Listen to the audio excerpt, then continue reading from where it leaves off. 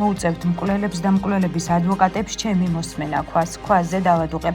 ამის შესახებ მოკლული მასწავლებლის გიგა ავალიანის დედამ საქალაქო სასამართლოსთან განაცხადა, სადაც მან სასამართლოს ხდომაზე ბოლოს სიტყვა უნდა წარმოთქვას, როგორც დაზარალებულის უფლება მონაცვლემა.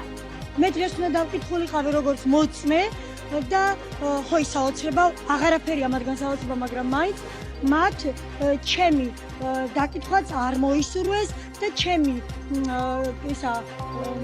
გამოკითხვაც მოკლედ ცნეს უდაბოდ.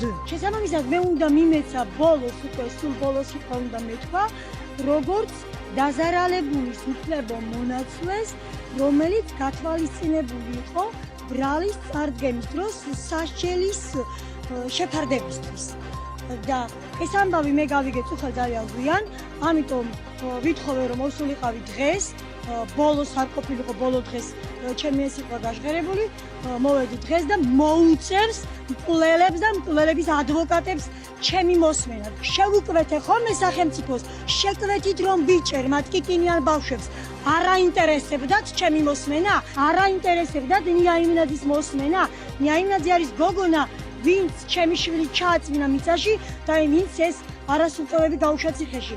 გოგონას, რომელსაც სექსუალურად ავიწროებდა ჩემი შვილი თურმე, არაფერი არ ქონია სათქმელი სასამართლო პროცესთან. ყველა ადვოკატს კითხეთ, რატომ არ აინტერესებდათ ეკაკუპატაძის აზრი, ნიაიმინაძის და სხვა დანარჩენების, ქვაზე დავადუღებ.